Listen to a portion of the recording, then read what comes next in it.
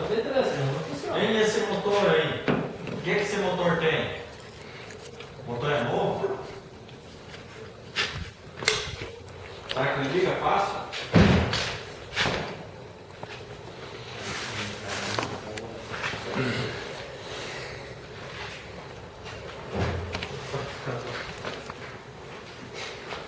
Como é que tá o motor aí, gente?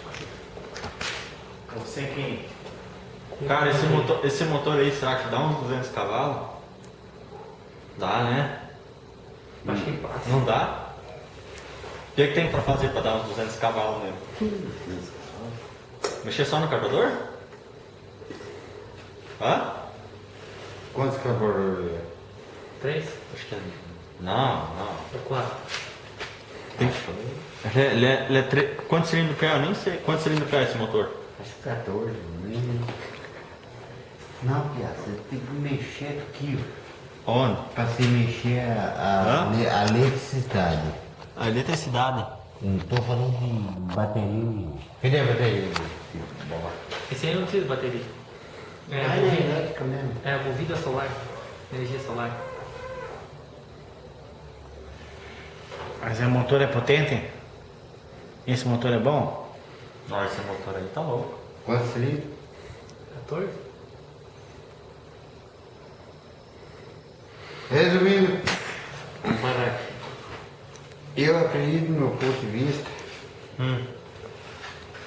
que a questão é o seguinte: segundo a chapeação, vai Certo. ter que dar uma geral nele. Tirar tudo o pó. Tudo pó. Porque o pó Afeta o motor. estraga. Estraga tudo. Exatamente. Não é verdade? Não estou mentindo, não. Não, com certeza. E tá filmando isso. Ô, pode tirar essa coisa. Não, ele tá tirando foto da roda aqui pra. Postar no Facebook.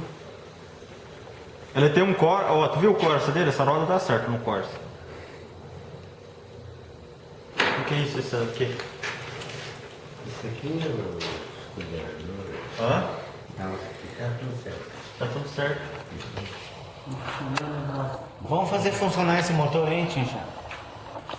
Mas vamos nessa meio. Deixa eu Então. pegar a bateria aqui. Vou pegar a bateria, deixa. Então, é. Espera aí. Vê se tá tudo certo pra ligar. Tá chegando agora. Não, o problema, eu tô pensando aqui é a parte elétrica. Mas não tá legal a parte elétrica? É. Não é? Bora lá. Isso aí, eu espero.